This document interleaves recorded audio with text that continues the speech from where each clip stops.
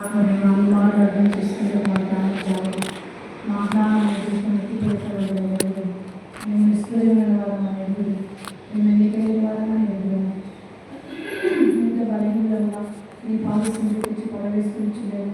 మరొకసారి నిశ్చయమైన అందరూ పోషించి మీ శుద్ధ చేయవచ్చండి, పరిశుద్ధపరిచి బయటపరిచి మీ ఆత్మతో నాకు స్పష్టంగా కారణంగా అధికారపరంగా అడ్రసైతంగా ఆత్మ కార్యక్రమంగా మీరు నాకు బోధించండి. ఆత్మదేవ ఒక మనుషుడు మాట్లాడతారు నిష్ప్రయోజనం మీరు మాట్లాడుతూ నాకు ఎంతో క్షేమం, మీ మాటలు ఎంతో క్షేమంతో పెట్టండి.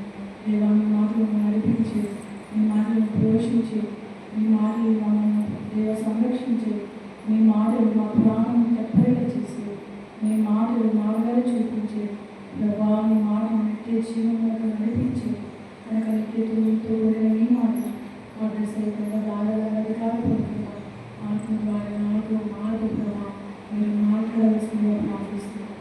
మీరైన పాటలు బలహీనమైన పాటలు బలహీనతను బాగు చేసి ఆత్మబలం యొక్క శక్తిని మీరు నాకు ప్రసాదించి నా బలహీనతలో నీ కృపణికం చేయండి ప్రభావ. నా కృపణికి చాలా సరిచింది వాటిస్తుంది అట్లా నీ కృప చేత బలపరిచి శిలవని సుఖపమని ఎవరు వాళ్ళకన్నా లేదు. నాకు లేఖనాలు జరగల దృష్టి లేఖనాలను గురించిన వినగల ఆత్మ సంబంధించి హృదయాన్ని తెరవబడిన మాటలు తెరవబడినట్లు ప్రభావ ఆత్మ సమానతను చూపించిన మాట చేయగలవారంగా చేయడం చేయకుండా ప్రభావ కోరినంతగా మీరు ఆశించినంతగా ఆత్మ ఉన్నతమైన స్థానంలో తెలియచేయగాక ప్రభావాలు మిమ్మల్ని సదాన్ని కనిపిస్తున్నారు. లేదా క్షేత్రాశ్రద్ధను వేసినామలో బంధిస్తూ లయపరుస్తున్నాం.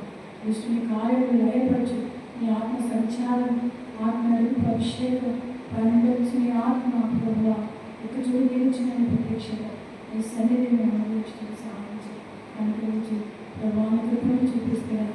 నా తండ్రి ఆత్మలను మాట్లాడుచున్నారు కానీ మాట్లాడేవారు కాలం సంధించిన వాక్యాన్ని నెరవేర్చుకొచ్చిన దేవుడు ఈ సన్నిధిని నెరవేర్చి మీ సన్నిధిని మాట్లాడించిన కాకి మీ కృపలో బలపరిచి మరి మాట్లాడిన ప్రభావం పొందిన కేవలం 30 నిమిషాల సాధన మాట్లాడిన మాత్రమే వాడుకోవాలని స్థితిస్తూ నీకరించడం ప్రతి వారు పంచిపెట్టడం దేశ ప్రభు శక్తి నామం స్థితించి ప్రారంభించున్నాము తండ్రి.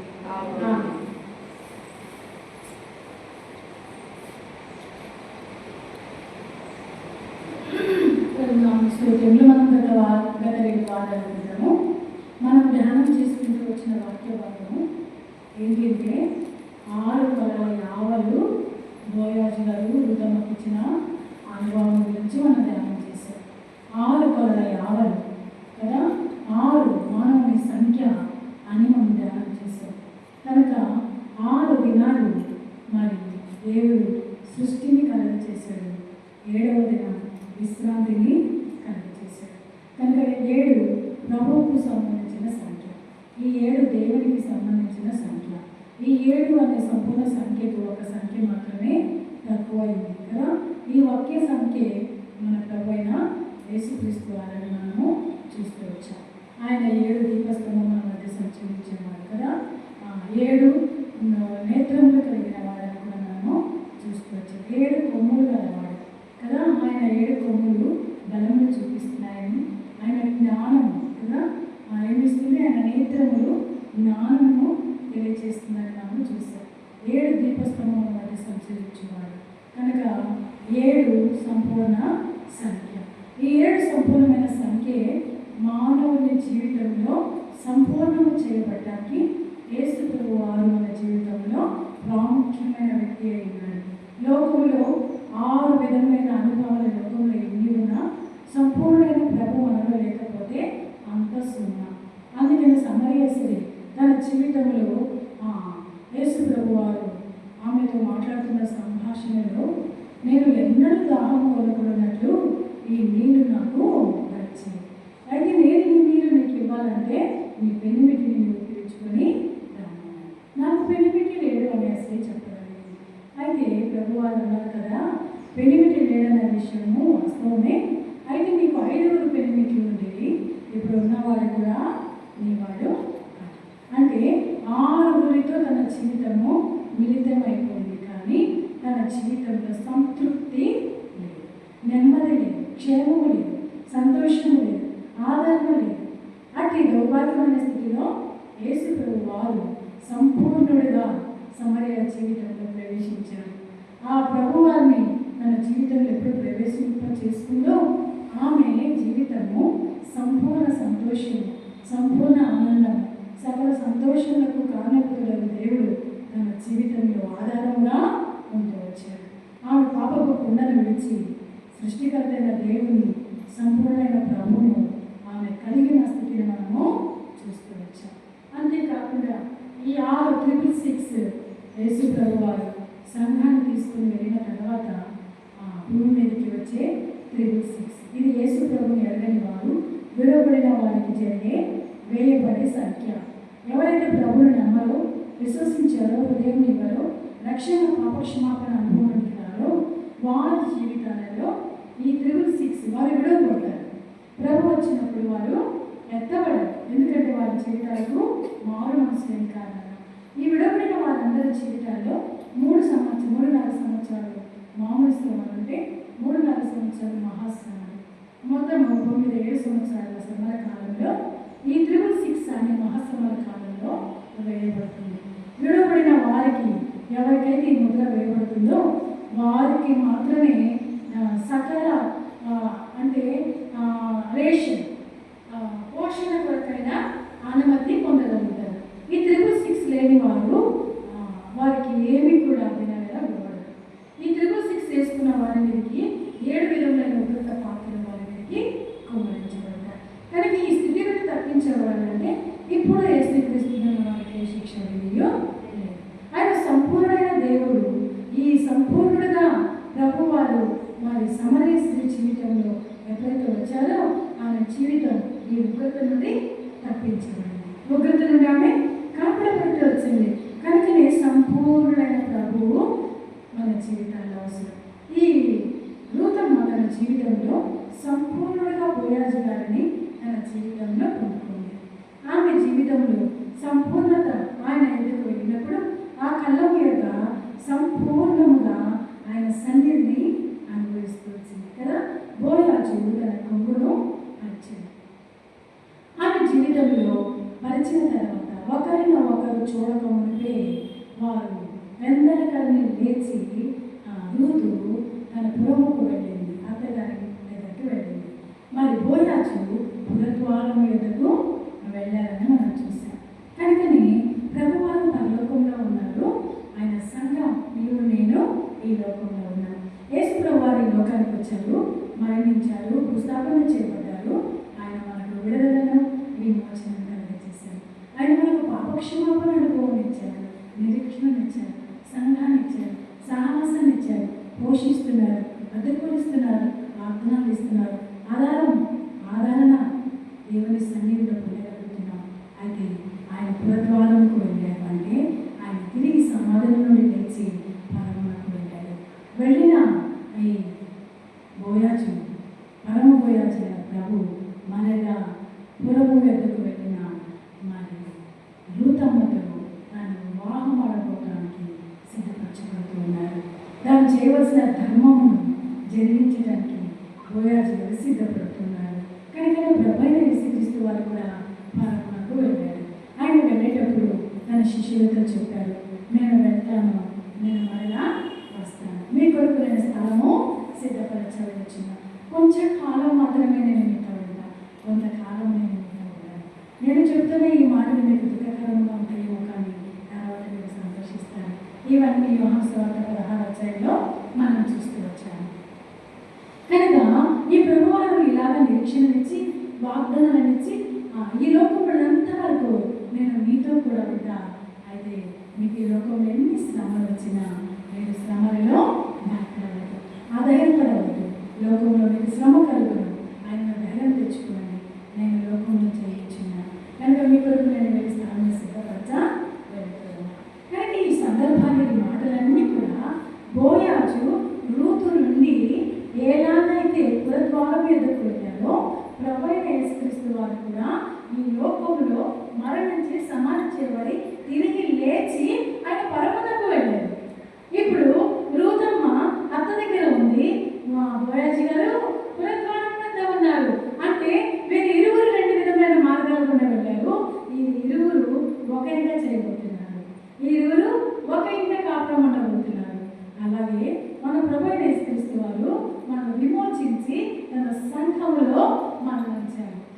వెళ్ళిపోయారు.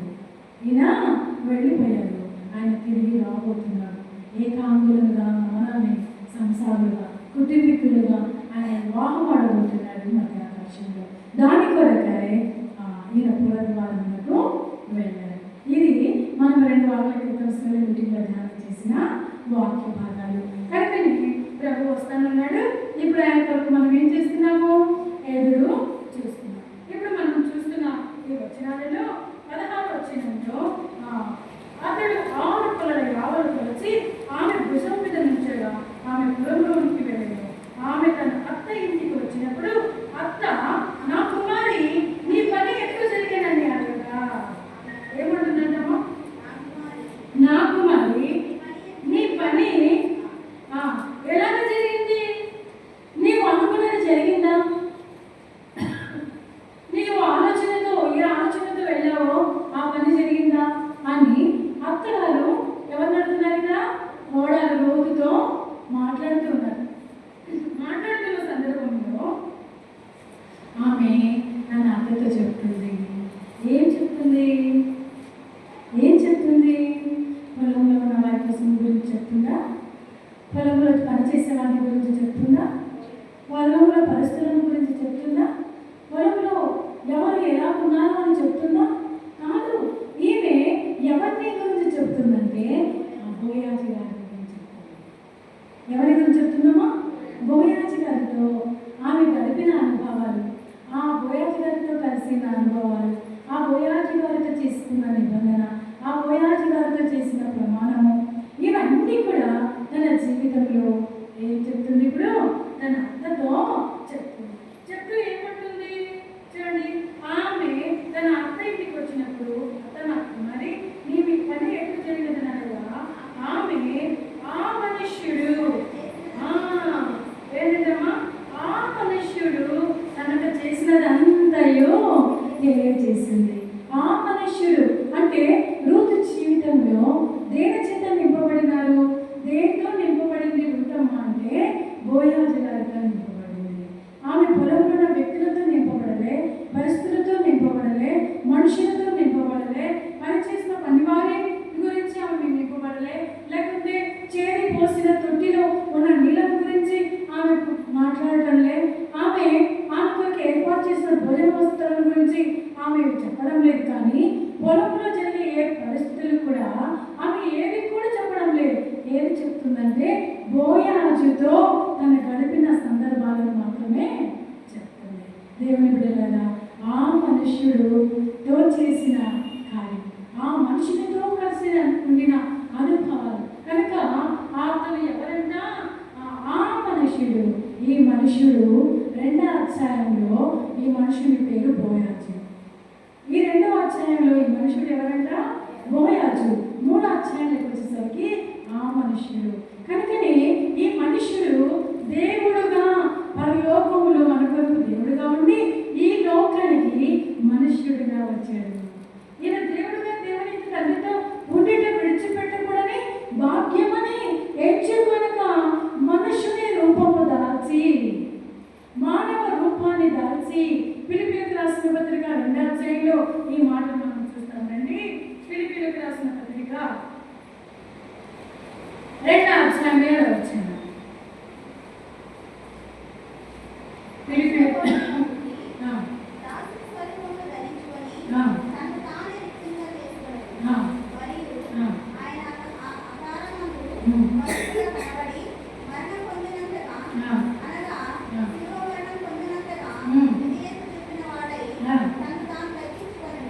మనుష్యుడుగా కనబడి, మనుషుడు అన్న మాటను మనం చూస్తున్నాం.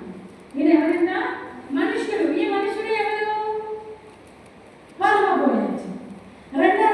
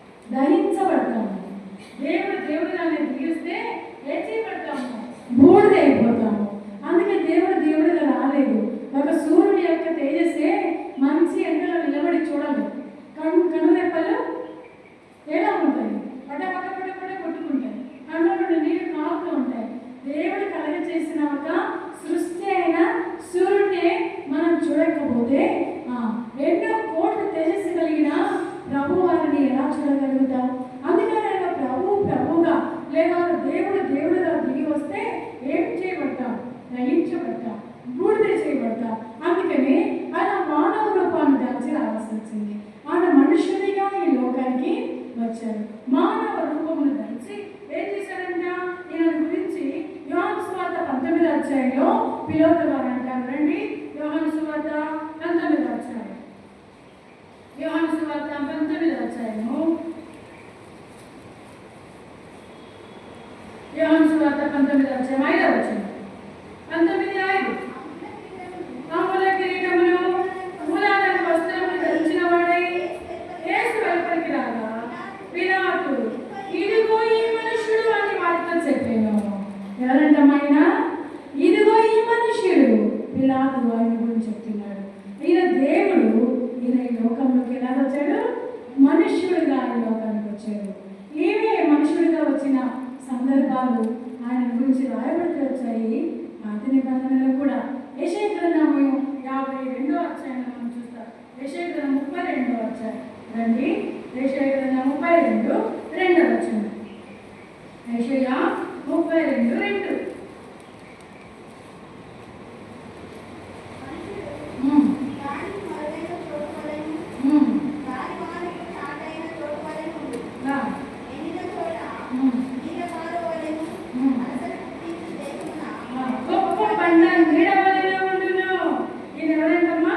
మనుష్యుడు ఈ పాత నిబంధనలో ఉన్న ఈ మనుషుడు కొత్త నిబంధనలోకి దిగి వచ్చాడు. ఈయన సృష్టికర్త అయిన దేవుడై ఉండి, సర్వ అధికారం కలిగిన దేవుడైంది, ఆ దేవుడితో ఉండిట విడిచిపెట్టకూడని భాగ్యమని ఎంచుకొనక దాసుని రూపము దాల్చి మనుష్యుడిగా ఈ లోకానికి వచ్చాడు.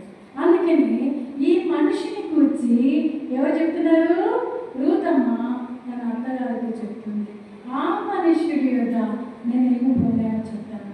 ఆ మనుష్యుడు కనుక ఈ మనుష్యుడు ఈ లోకానికి వచ్చి మన కొరకే చేసిన ఆయన క్రయదనం, మన నిమిత్తమే చేస్తూ వచ్చిన ఆయన ప్రాణదయం కనుక ఆయన మనుష్యుడుగా ఈ లోకానికి వచ్చాడు కదా. అందుకు ఒక పాట ఉంది కదా, మనిషా రూపము ధరించి స్వర్గము దిగి వచ్చెను, మనిషా రూపము ధరించి స్వర్గము దిగి వచ్చెను, తనలో రక్తము ద్వారానే పాప బంధము తుంచెను, పాప బంధము తుంచెను, తనలో రక్తము ద్వారానే పాప బంధము తుంచెను, పాప బంధము తుంచెను. సోదరుడా పాప క్షమకై వేడుమా ప్రభు యేసుని, సోదరి పాప క్షమకై వేడుమా ప్రభు యేసు. కనుక ఈయన ఎలా వచ్చాడంట? మనుష్య రూపము ధరించి స్వర్గము దిగి వచ్చాడు. పరలోకమును విడిచి ఈ లోకానికి ఈ మనుష్యుడు వీడవుతామంటుంది కదా. ఆ మనుష్యుడు పాత నిబంధనలు ఆ మనుషుడే కొత్త నిబంధనలు మనకు దిగి వచ్చిన స్థితిని చూస్తున్నాం. కనుక ఈ మనుషుని ద్వారా ఏం కలిగింది రూతు జీవితంలో అంటే ఎన్నో శ్రేష్టమైనది తన జీవితంలో ఏం చేస్తున్నామో తను పొందుకుంటూ వచ్చింది. ఆమె ఇప్పుడు ఏం చేస్తుంది? ఆమె అక్క ఆమెను అడుగుతుంది, ఈ మనుష్యుడు ఏం చేశాడో ఏం చెప్తుందంట ప్రారంభంలో. ఆమె తన అత్త ఇంటికి వచ్చినప్పుడు అత్త కుమారి నీ పని ఎట్లా జరిగినని అడగగా ఆమె మనుషుడు తనకు చేసినదంతయో ఏం చేసిందంట తెలియజేసింది.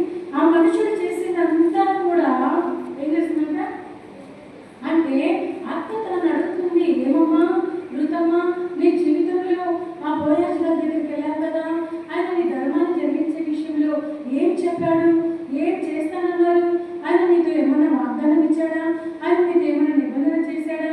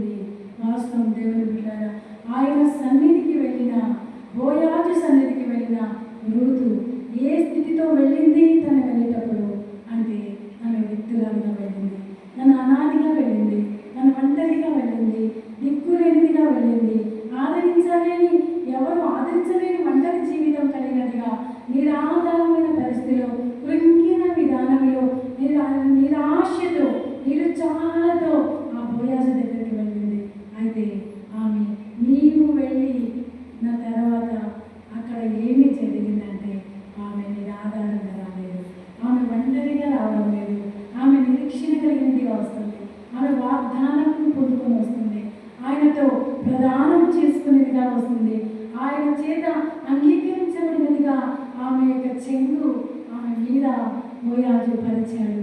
ఆమె అంగీకరించాడు, ఆమె స్వీకరించాడు. నీ ధర్మంలోనే జరిగిస్తా, నేను నీ పక్షాన నిలబడతా, నేను నిన్ను వివాహం ఆడతా, నీ ఎడన నేను దయ చూపుతా, నీ ఎడన నేను కనికరం చూపుతా, నీ ఎడన జాలి చూపుతా, నేను నీకు ఆ ధర్మాన్ని జరిగించి నీ సమస్యను నేను తీరుస్తా. కనుకని అత్త దగ్గర ఆమె చెప్పగలుగుతుంది. వాస్తవం కదా, ఆయన సన్నిధికి ఎన్నో పర్యాయాలు నీ జీవితంలో ఒంటరిగా వచ్చిన అనుభవం, నిరాధారమైన స్థితి, ఆధారం లేని స్థితి, విశ్వాసం కోల్పోయి దుఃఖముతో, చింతతో, విచారముతో, నిరాశతో దేవుని సన్నిధికి ఒంటరిగా వచ్చిన అనుభవాల జీవితంలో లేకపోలేదు. అయితే బోయాజుతో కలిసిన సహవాసం, ఆయనతో కలిగిన సంబంధం, ఆయనతో కలిగిన అనుబంధంలో పొందిన నిరీక్షణ ఏంటంటే శ్రేష్టమైనదిగా పొందగలిగింది, తనకు ప్రదానం చేయబడినదిగా తన స్థానం నుండి వెళ్ళగలిగింది. దేవుని బిడ్డ, మీ జీవిత యాత్రలు ఒంటరిగా దేవుని సన్నిధికి వస్తున్నానని రాస్తున్నావేమో, బృందాలతో ఉన్నావేమో, నా ఇంటిలో నేను ఒక్కదాన్ని రక్షించబడినా నాకు ఎవరు సహాయం చేసేవారు లేరు, ఆయన మందిరానికి వెళ్ళేటప్పుడు నాకు తోడుగా వచ్చేవారు లేరు, లేకపోతే నా జీవితం అంతా నీ ఆధారమే, నా జీవితం అంతా శూన్యం, నా జీవితంలో ఆదరించేవారు లేరు, నా జీవితంలో ఓదార్చేవారు లేరు, నా పరిస్థితి ఎటు చూసినా కూడా ఎంతో ప్రతికూలంగా ఉంది అని అనేక భయాల జీవితంలో నీవు అనుకుంటున్నావేమో, కానీ నీ ఒంటరి జీవితానికి నేను తోడుంటానని అభయమిచ్చే పరమ బోయాజు ఆయన సన్నిధి, ఆ మందిరంలో ఆయన వారిని పొందుకొని వెళ్ళడం, ఆయనతో నువ్వు గడిపే సహవాసం ద్వారా, ఆయనతో నీకున్న సంబంధం ద్వారా, ఆ ప్రభుత్వం నువ్వు కలిగి ఉండే అన్యోన్య అనుభవాలను బట్టి ఆ బోయాజు రూతు మీద ఏమేశాడంటమ్మా, తన కొంగును పరిచాడు, తన కొంగును పరిచాడు. ఈ విషయము రూతు తన అక్కకి చెప్తుంది. అక్కమ్మ, నా మీద బోయాజు ఏమేశాడు, తన కొంగును పరిచాడు. నేను ఒంటరిగా వెళ్ళా, కృంగదలతో వెళ్ళా, బాధతో వెళ్ళా, వేదనతో వెళ్ళా, మీరు ఆధారమైన స్థితిలో వెళ్ళా. అయితే నేను ఇప్పుడు ఒంటరిగా రావట్లేదు, ఆయనతో నిబంధన చేసిన అనుభవంతో వస్తున్నా. ప్రభు ఆ బోయాజు నాకు వాగ్దానం ఇచ్చాడు, నా చేతిలో చెయ్యి వేశాడు, నన్ను ఏం చేస్తున్నాడు, ఇప్పుడు మీ ఎడల నేను చేయబోయే ధర్మమును నేను జరిగిస్తాను. ఆ కొంగు, ఆ దయగల కొంగు, ఆ కనికరం గల కొంగు, ఆ మంచితనం కలిగిన కొంగు, ఆయన ప్రేమ, ఆయన వాత్సల్యతని కొంగు, ఆయన ఎదుకు వచ్చే వారి ఎడల ఆయన పరిచయవాడిగా ఉన్నాడు, ఆయన ఎదుకు వచ్చేవాడి ఎడల ఆయన పరిచయవాడిగా ఉన్నాడు. ఆయన ఎదుకు వచ్చే అనుభవం ఉందా, ఆయన సన్నిధి కనబడంగా ఉందా, ఆయన ఇంటిలో నువ్వు వచ్చినప్పుడు నువ్వు ఒట్టిగా వెళ్ళవు, నువ్వు ఖాళీగా వెళ్ళవు, నువ్వు నీ ఆధారాన్ని స్థిర వెళ్ళవు, నువ్వు ఆధారం లేనిదానిగా వెళ్ళవు, కానీ ఆయన సన్నిధిలో వాగ్దానం పొంది వెళ్తావు, ఆయన సన్నిధిలో ఆదరించబడి వెళ్తావు, ఆయన సన్నిధిలో ధైర్యం తెచ్చుకొని వెళ్తావు, ఆయన సన్నిధిలో నేను ఉన్నాను అనే అభయాన్ని పొంది వెళ్తావు. ఆయన సన్నిధి వచ్చే ప్రతి సందర్భం నీవు ఖాళీగా వెళ్ళవు. రిక్తురాలుగా ఖాళీ హృదయాలతో బోయాజు దగ్గరికి వచ్చిన ఋతు ఖాళీగా ఉండట్లేదు. తన జీవితంలో 6 కొలల యావలు తన భుజం మీద ఒక్కొక్కటి వచ్చారు. 6 కొలల యావలు.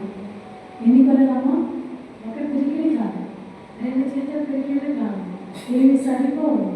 ఎన్ని కొలలంట? 6 కొలలు. అంటే అవి చేతులతో పట్టి మోసేవి కావు, అవి దేని మీద మోసేవి?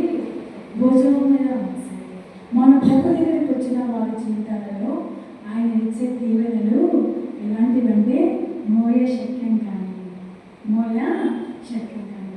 ఆయన సన్నిధికి ఖాళీగా వచ్చి మనం వెళ్ళేటప్పుడు ఎలా వెళ్తాం? నిండు హృదయంతో, వాక్యంతో నింపాలి. నువ్వు వాక్యం విన్నప్పుడే అనుభవం, ఈ వాక్యం విన్నప్పుడే నీకు అనుభవం.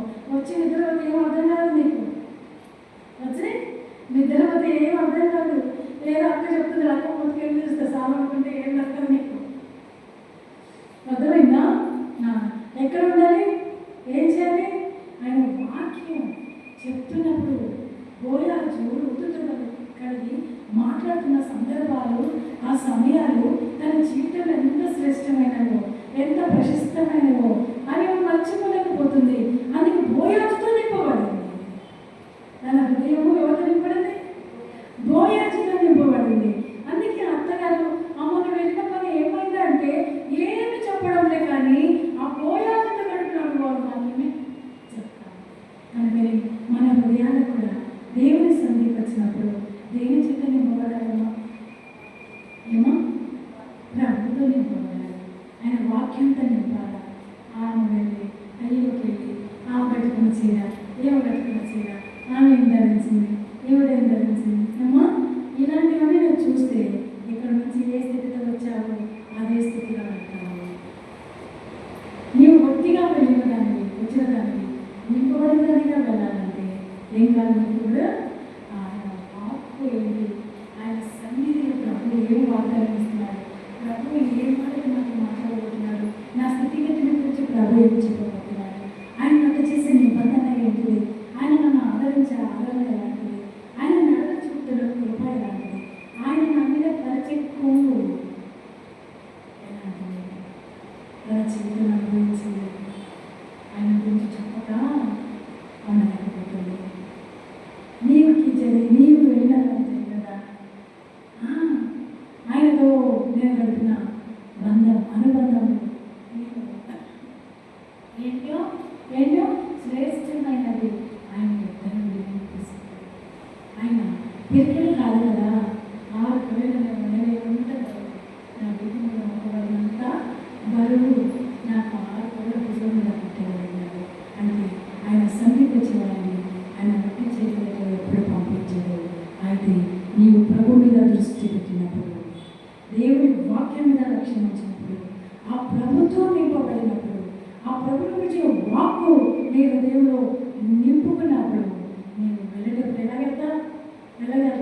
నేను ఆశతో వచ్చిన నీవు సంతోషంతో వెళ్తావు, దుఃఖంతో వచ్చిన నీవు ఆనందంతో వెళ్తావు, నేను ఆనందంగా వచ్చిన నీవు ఆధారం తెచ్చుకుని వెళ్తావు, నిబంధన లేకుండా వచ్చిన నీవు ఆయన దేవుడి నిబంధన చేసుకొని వాగ్దానాన్ని పొందుకొని వెళ్తావు. అందుకే ఆయన సన్నిధికి వచ్చినప్పుడు ఈ సన్నిధిలో శ్రేష్టమైనవి ఆయన యుద్ధ నుండి ఏమి వస్తాయా అని కనిపెట్టాడు.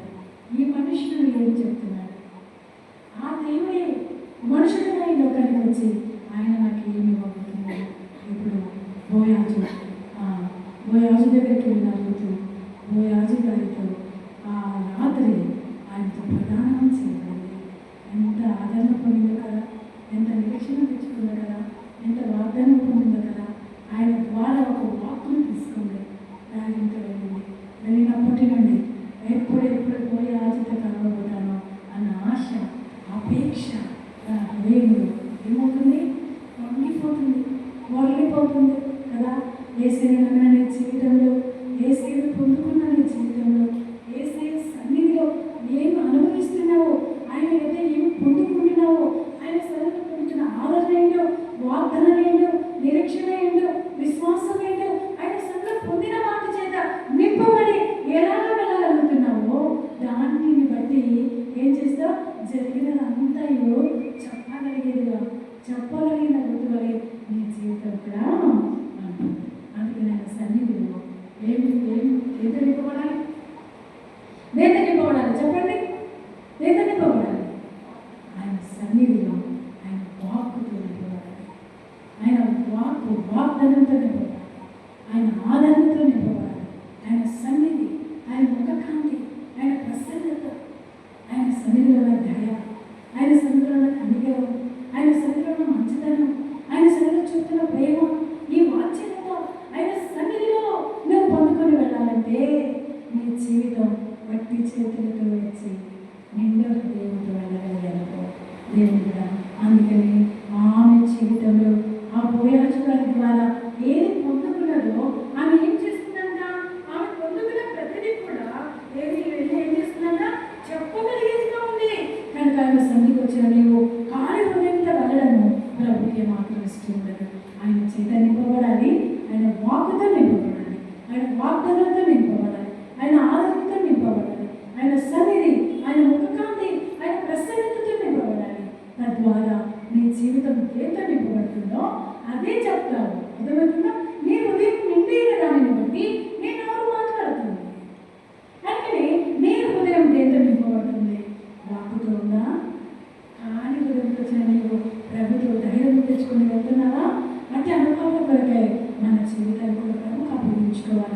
ప్రభువా, నేను నీ సన్నిధికి ఖాళీగా వస్తున్నా, రిక్తురాలుగా వస్తున్నా, అనాథగా వస్తున్నా, విధవరాలుగా వస్తున్నా, దిక్కులేదానిగా వస్తున్నా.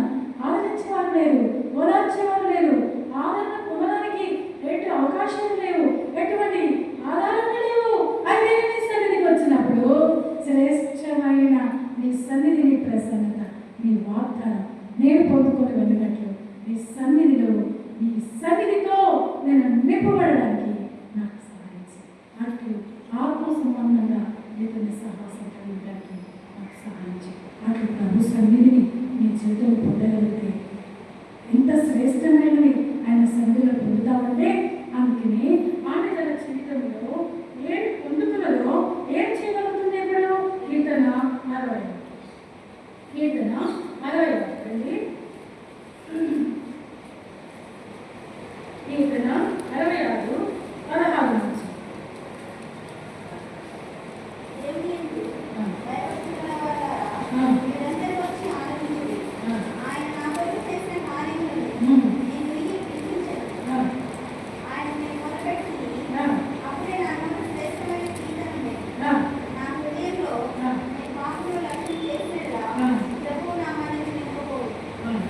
నిశ్చయముగా దేవుడు నా మాట వినిపించినాడు, ఆయన నా విజ్ఞానాన్ని ఆలోచించినాడు. దేవుడు నా ప్రార్థనను తోసివేయలేదు, నా ఎదుట తన కృపను తొలగింపలేదు. ఆయన సన్నతింపబడింది కాక. ఏంటమ్మా, ఏం పొందుతుంది ఇప్పుడు? ఏం పొందుతుంది? దేవుడు ఎందుకు వైపుతున్న వాళ్ళ మీరందరూ వచ్చి ఏం చేయండి? ఆలకించండి. బోయజులు ఏం చెప్తున్నారో ఆలకించండి. ప్రభువారు ఏం చెప్తున్నారో ఆలకించండి. ఆలకించిన తర్వాత దేవుడు నీవన చేసే ఆ గొప్ప కార్యం గురించి నువ్వేం చేస్తావండి? ఇప్పుడు నేను వినిపిస్తానండి. ఆయన నాకు ఏమి చేశాడు, నేనేం చేస్తున్నా ఇప్పుడు? నీకు తెలియజేస్తా ఉన్నాను. దేవుడు ఆయన నాయన ఏమి చేశాడో నేను దాన్ని ఏం చేస్తా, నీకు తెలియజేస్తా. నేను దేని కొరకే వెళ్ళాను, దేని నిమిత్తమే వెళ్ళాను, దేని కొరకే అడగడానికి వెళ్ళాను, దాన్ని నేను పొందుతున్నాను. దాన్ని నేను అంగీకరించబడుతూ వచ్చిన ఆయన చేత. ఆయన నా మనవి ఆలకించాడు, ఆయన నా మన నిశ్చయంగా విన్నాడు. నేను నా హృదయంలో పాపమును రక్షించాను కనుక ఈ పరమ భోయాచుడు వద్దకు వచ్చే నీ జీవితం పాపము నీ హృదయంలో ఉంటే ఆయన సన్నిధికి వచ్చినప్పుడు ఆయన వాక్యం ఎవరు నీకు అర్థమైందా? ఆయన సన్నిధికి వచ్చే నీవు నీ మానవి ఆయన ఆలకించాలి. ఆయన చేసే ఆశ్చర్య కార్యములను చూడనండి. బోయాజు గారు నాయన చేసే కార్యములు వినండి అని తనతో చెప్తుంది. నువ్వేం చేద్దాం? నువ్వేం చేద్దాం? ఆయన సన్నిధిలో పొందిన వాటిని గురించి చెప్పగలవా? ఆయన సన్నిధిలో విన్న వాటిని నీకు చెప్పగలవా? అందుకే నా మాట వినండి.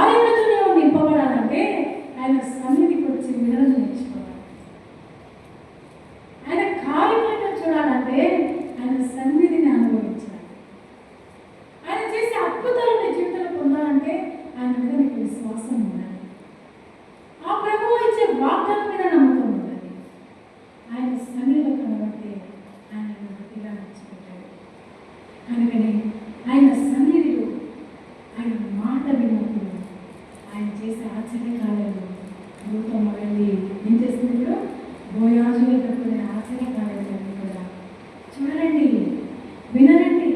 ఆయనతో నేను గడిపిన అనుభవాలు, ఆయనతో నేను మాట్లాడిన సంభాషణ, ఆయనతో గడిపిన బంధాన్ని నేను మీతో చెప్తాను. వినండి. కనుకని దేవుని సన్నిధికి చెంది చేతలు కూడా దేవుని చేత నింపబడాలి.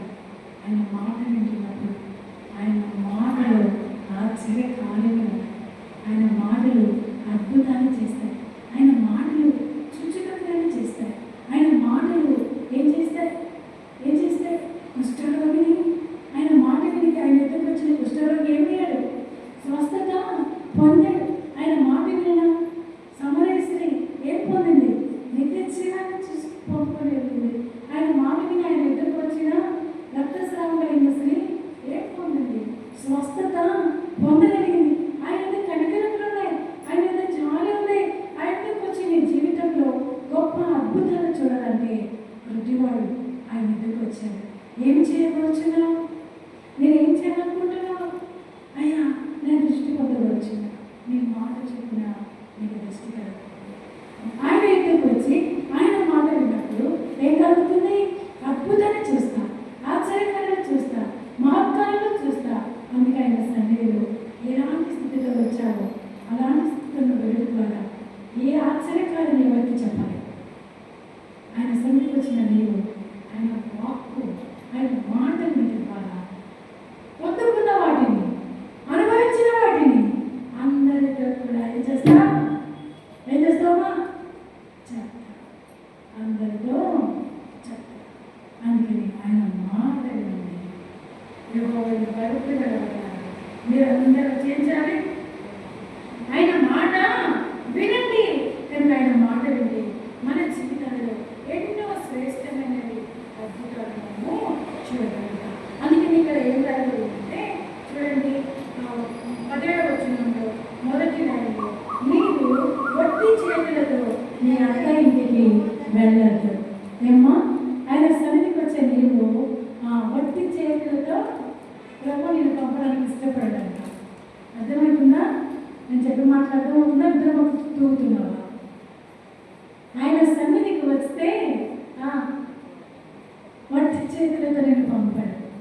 ఏమి ఇస్తాడు నీకు? నీవు మోయలేనంతా దీవెనలు నీవు భుజం చేస్తాడు కదా. నీవు మోయలేనంతా దీవెనలు ఏసయ్యానికి అనుగ్రహించగలుగుతాడు. ఆయన అనుగ్రహించాలి. అందుకే పాట కదా, సన్నుతించు మనుష్యము నా ప్రాణమయేసుని, సన్నుతించు మనుష్యము నా ప్రాణమయేసుని. పడండి.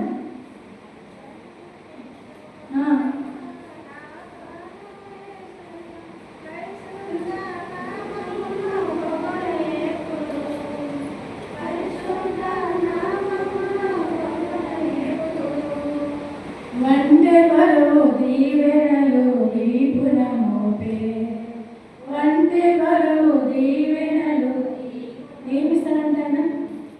వంట మోసే అంత బరువు.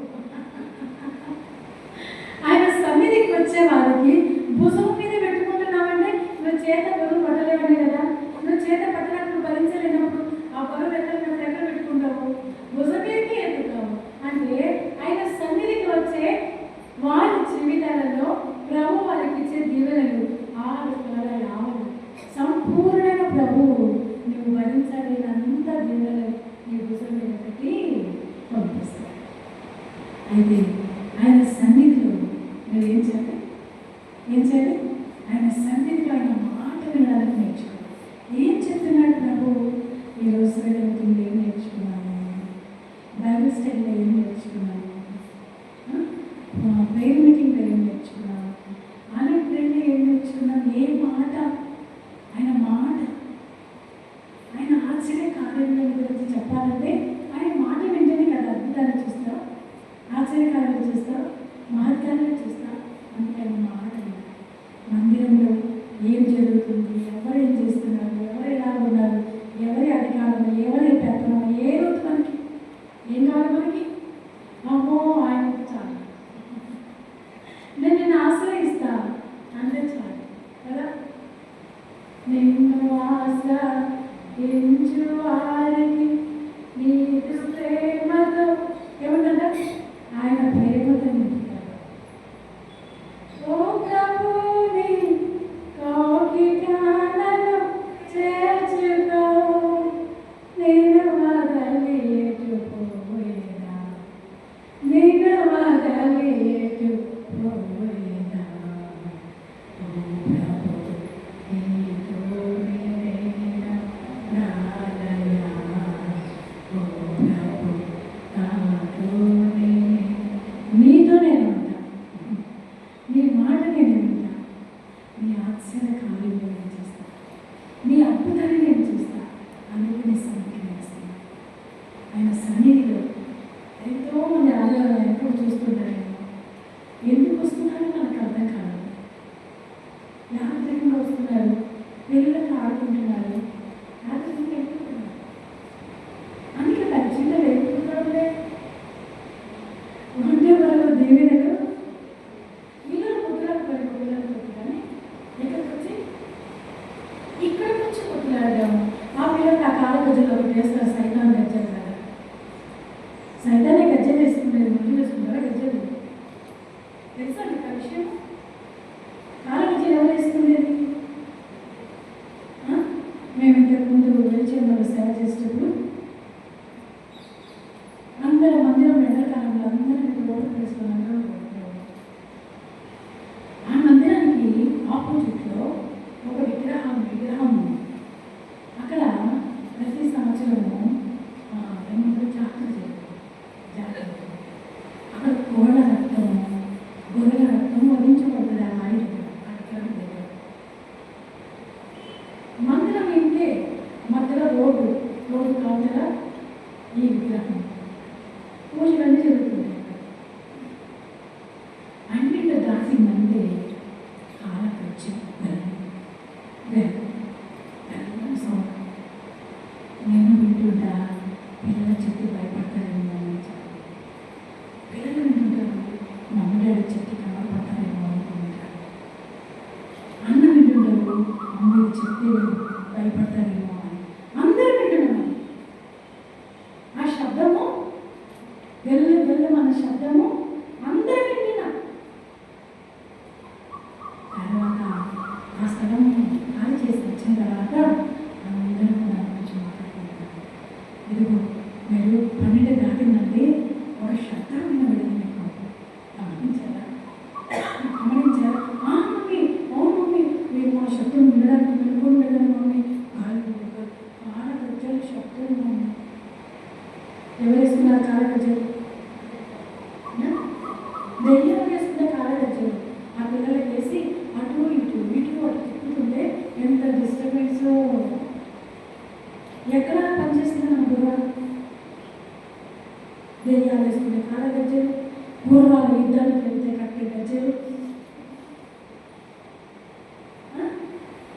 చూడండి, ఇది మన లైబ్రరీలో గొప్పని చెప్తున్నాను. జాతర జరిగేటప్పుడు పూనకం వస్తుంది. ఆ పూనకం కాళ్ళకి ఏమంటే ఎక్సర్సైజ్ గజ్జలు ఉంది, వాటికి అవి కావాలి ఖచ్చితంగా, అందుకని కావాలి. అవి నడుస్తుంటే ఏం కావాలి? ఈ మధ్య స్థలంలో ఈ కాళ్ళ గజ్జల గురించి ఒక అమ్మాయి డౌట్ వచ్చారు, మీరు గమనిస్తారు.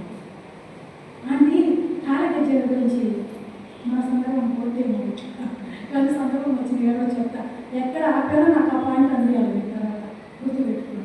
ఈ కాళ్ళ గజ్జలు వేసుకొని నడుస్తూ ఉన్నారు కదా, అసలు కాళ్ళ గజ్జల గురించి బైబిల్లో ఉందమ్మా. సీఎం కుమార్తెలు మొత్తం కాళ్ళ గజ్జలు తీసుకుని కులుకుతూ నడిచారంట. వాళ్ళ కాళ్ళ గజ్జలు చూపించేనా సరే టిక్ చేసుకోండి. మీ పిల్లలకి ఎదురు జాగ్రత్త. యెషయా గ్రంథం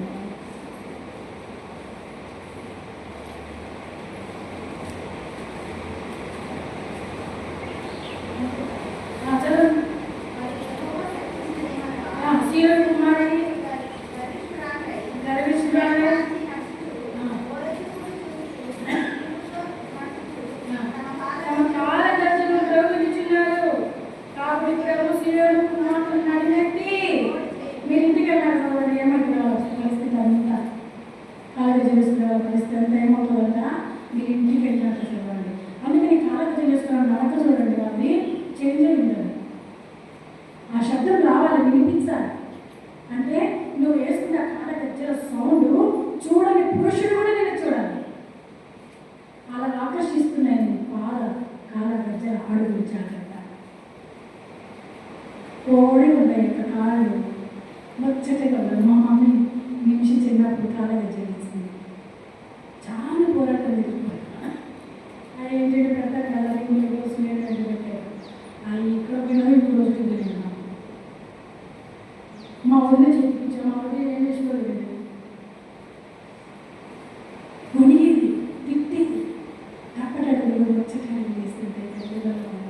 చూడాలనిపిస్తే ఇది విచిత్రమైన భక్తేమో ఉంది అనిపించింది. అమ్మ మీ బిడ్డ నా బిడ్డ కదా బిడ్డ, ఆ బిడ్డను వేసే బిడ్డ, ఆ కాళ్ళు ఆ చేతులు అన్నీ వేసే ప్రతిష్ఠించారు. కోరికలు ఆశ తెచ్చి నెరవేర్చుకోవడానికి కాదు, వేసే ఇష్టం నెరవేర్చాలి. వెళ్ళినప్పుడల్లా పోరాటాలు, పోరాటం నమ్మకం, ఎంత పోరాటమైనా ఎదుర్కొన్నాడని అది మాత్రం నాకు భలే రోషం విషయంలో. ఈ శిరసమైన ఆవరణ విషయంలో భలే రోషం ఉంది.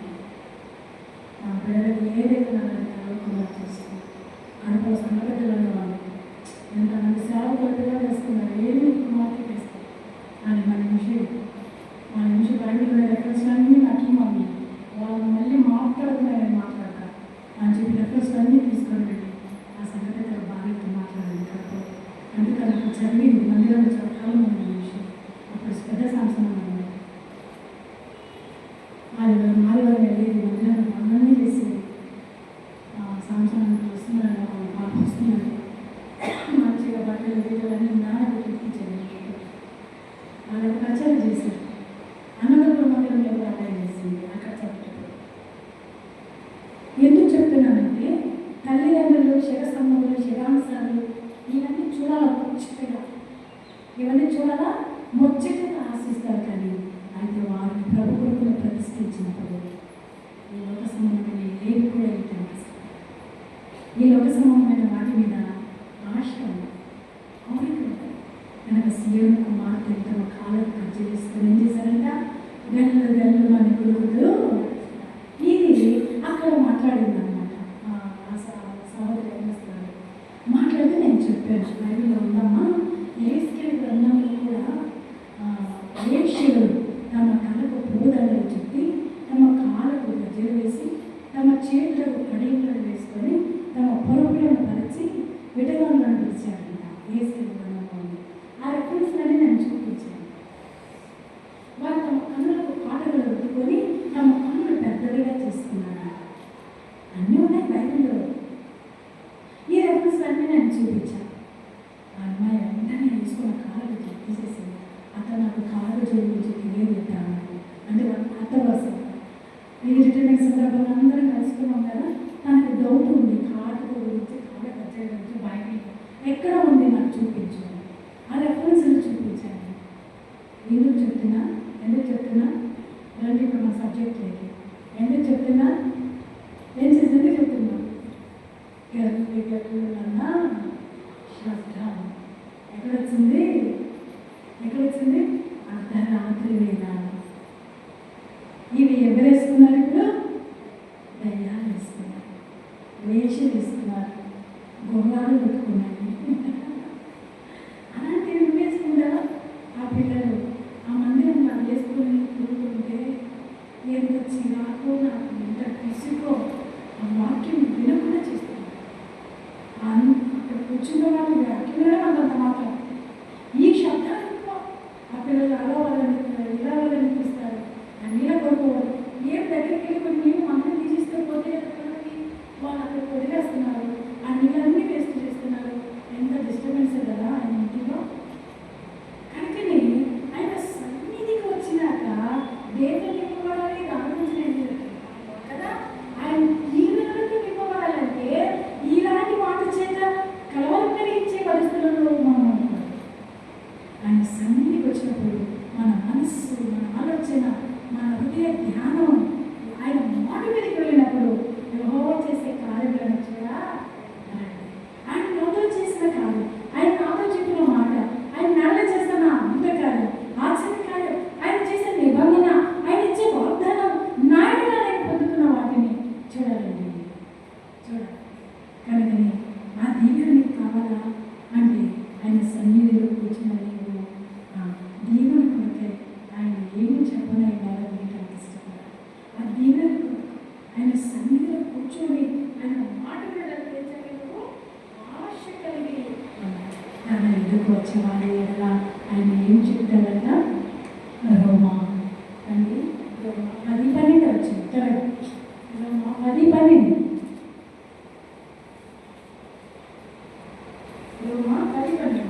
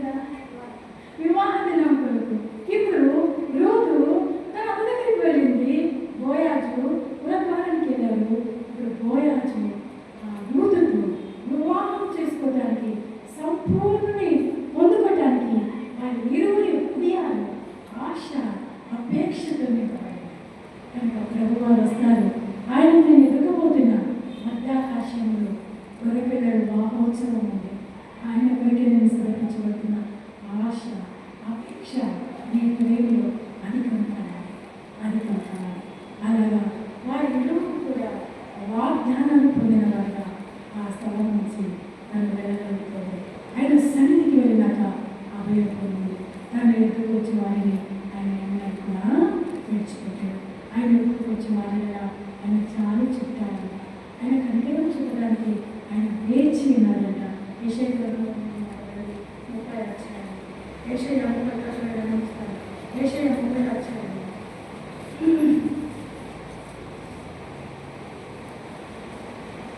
యెషయా 30 అధ్యాయం 18 పడుతుంది. కావున మీరు దాచుకోవాలని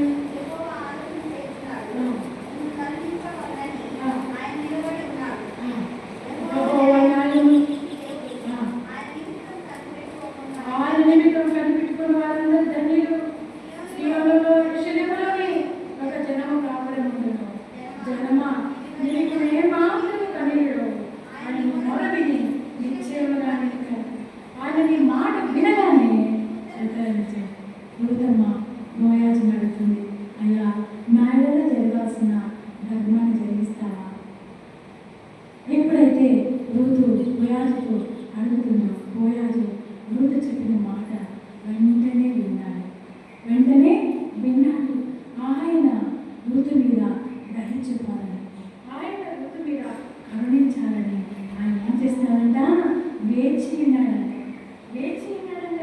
ఆయన కరుణ, ఆయన దయ, ఆయన జాలి పొందుకోవడానికి ఏం చేస్తున్నాడంట?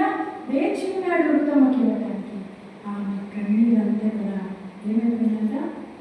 ఇంకా నీవు కన్నీళ్ళు విడిచిటమానంట, నీ బాధంతా నేను తీర్చేస్తా, నీ సమస్యను తీర్చేస్తా, నేను నీడగా జరగబోయే ఆ ధర్మాన్ని జరిగిస్తా, నేను నీకు వివాహం అడుగుతా, నీవు ఇంకేం కలగకూడదు, నీ ఎలా దయ చూపడానికి, నీ ఎలా కరుణ చూపడానికి నేనేం చేస్తున్నా?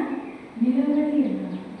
కనుక జన్మ నీవేమాత్రము కన్నీరు విడవద్దీక, దుఃఖంతో వేదనతో నిరాశతో వెళ్ళిన ఋతు ఆమె కన్నీరు ఏమైపోయా? తగ్గిపోయాయి. ఆధారం పొందింది, ఆదరించబడింది. ఆ నెలలో జరగబోయే ధర్మాన్ని జరిగించడానికి ఆయన ఋతుతో నిబంధన చేశాడు.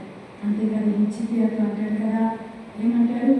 నీవు కన్నీరు విడిచిటని చేసిపోయి నీ ప్రార్థన నేను ఆలకించిన 2వ రాసిన గ్రంథంలో. కనుక ఆయన ప్రార్థన వినేవాడు, ఆయన కన్నీరు తీర్చేవాడు, ఆయన సన్నిధికి వచ్చే వాళ్ళందరి బాధలు ఆయన బాధను అనేవాడు.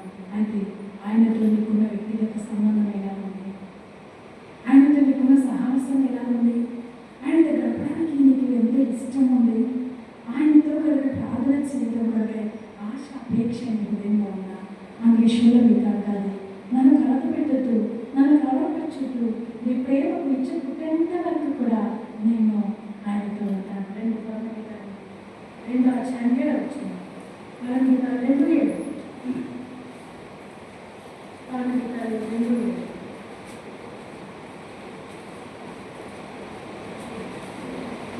చదవండి. విషయం మాటలేదా?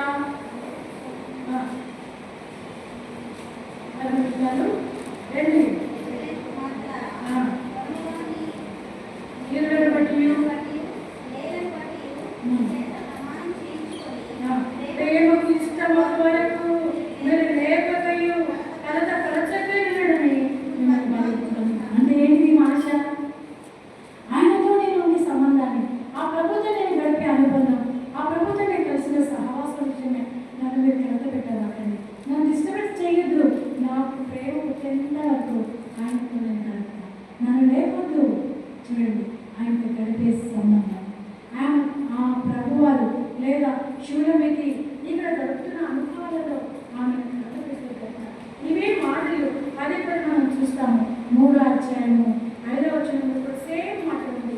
ప్రేమకు ఇష్టము వరకు మీరు లేకపోయి కలత పరుచుకున్నానని మిమ్మల్ని బతిమాలు కొంచెం ఇదే మాట 2వ అధ్యాయంలో మనం చూస్తాం. 8:4 చదవండి.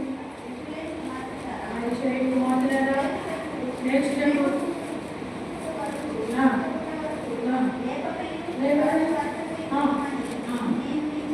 ప్రమాణం చేస్తున్నా, నేను నన్ను కాలు పెట్టి ఒక్కండి, నా ప్రియుడితో ప్రియునితో నేను సహవాసం చేయాలి, నా ప్రియునితో నేను కలిసి మాట్లాడాలి, ఆ ప్రియునితో నేను సంబంధం కలిగి ఉండాలి, ఆ ప్రియుని దగ్గర నేను వాగ్దానం పొందాలి. నన్ను కలగవచ్చు ఆ ప్రభువు నీతో కలిసిన ఆ సహవాసం సంబంధం విషయమై నీకు ఎటువంటి డిస్టర్బెన్స్ లేకుండా ప్రభుత్వం గడపడానికి ఇష్టపడాలి. కొన్నిసార్లు ప్రార్థన కూర్చుంటాము, ఫోన్ వచ్చేసరికి లేచి కూర్చుంటాం, ఫోన్ వచ్చేసరికి ఆతం మాట్లాడాలి, అక్కనో చెల్లెలో అమ్మో నాన్న మాట్లాడతారు. ఈ ఏసఐ కంటే ఆయనతో గడిపే సంబంధం కంటే ఈ మనుషుల ప్రేమలు కావాలి. ఎంతసేపు ఉంటాయి? బెల్లమున్నంత వరకు కదా. అందుకని మన కలత పెట్టద్దు, మన కలర్పించద్దు. నేను నా ప్రియులతో గడిపే సంబంధం విషయమై నన్ను డిస్టర్బెన్స్ చేయదు, నన్ను లేపొద్దు. నేను అంతగా ఆయనతో కలిసి కనుక ప్రభుత్వం ఉన్న సంబంధం సహవాసం నీకు సరైనదిగా ఉంటే నీవు ఏంటి వంటే బరువు దీవెనలు పొందుకోగలుగుతావు ఆయన సన్నిధిలో నుండి. కనుకనే ఆ దీవెన జీవితం కావాలంటే వ్యక్తిగతంగా ప్రభుత్వ ప్రార్థన జీవితం కలిగి సంఘంగా చేసే ప్రార్థన వేరు, కుటుంబంగా చేసే ప్రార్థన వేరు. వ్యక్తిగతంగా ప్రార్థన జీవితం ఆయనతో గడిపే సంబంధ అనుభవాలు వేరు. ఆశ్చర్యమైన కార్యాలు ఎన్నో చేస్తా, అద్భుతాన్ని చేస్తా, ఆశ్చర్యకరంగా చేస్తా. చేయగలరు, మీరు చేయగలరు. ఆయన మాట వినడానికి ఆయన సన్నిధికి వచ్చినప్పుడు ఆయన మట్టి చేతులతో పంపడం, ఆడుకోవడం ఆడడం సమృద్ధైన దేవునితో నీ భుజం మీద పెట్టి పంపిస్తాడు. ఆయన దీవిన ఆశీర్వాదం నీకు కావాలంటే ఆయన సన్నిధికి నువ్వు ఏ మనసుకు వస్తున్నా, ఏ మనసుతో పెడుతున్నా, పరిస్థితులు మనుషులు కాదు, ఆయన దేవుని చేత నింపబడడానికి రావాలి, ఆయన వాక్యం చేత నింపబడడానికి రావాలి, ఆయన సన్నిధిని అనుభవించడానికి రావాలి, ఆయన వాక్కును పొందడానికి రావాలి, ఆయన వాగ్దానం పొందడానికి రావాలి, ఆయన చేత ఆదరించుకోవడానికి రావాలి. ఆయన ఏదో పాపంలో లక్ష్యం చేసుకొని వస్తే ఆ దీవెనని పొందాలి. అడుగుతుంది తన పాపంలో లేనిదిగా భయాచక్తి ఏం పొందుతుంది? ఏం పొందుతుందమ్మా? సంపూర్ణ దీవెన. అందుకని నీ జీవిత యాత్రలో ఆయన సన్నిధికి వచ్చి నేను ఈ మనుషులు ఆ మనుషులు నాయలా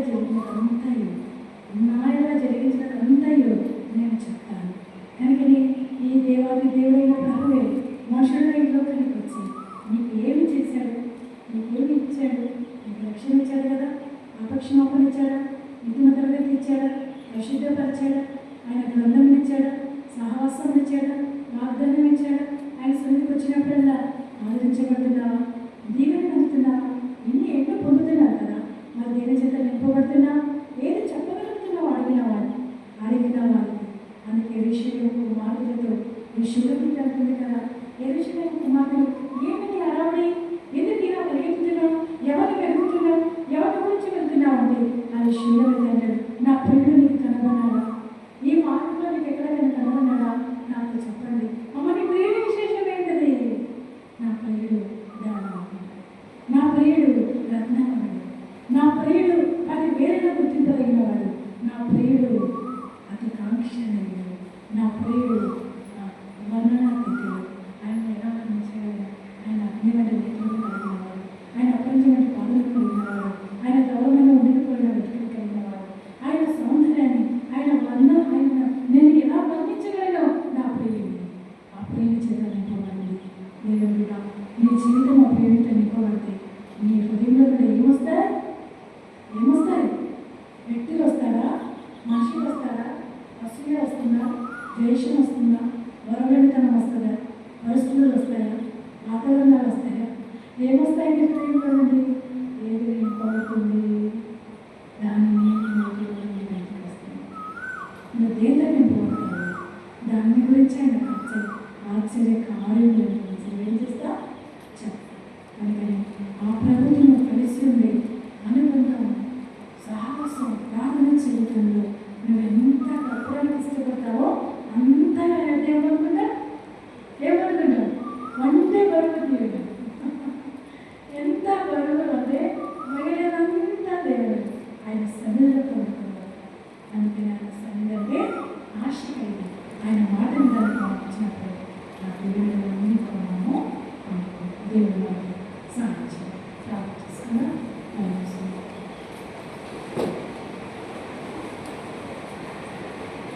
ప్రేమల తండ్రి, చేయగలిగిన దేవాన్ని స్తుతిస్తున్నాము.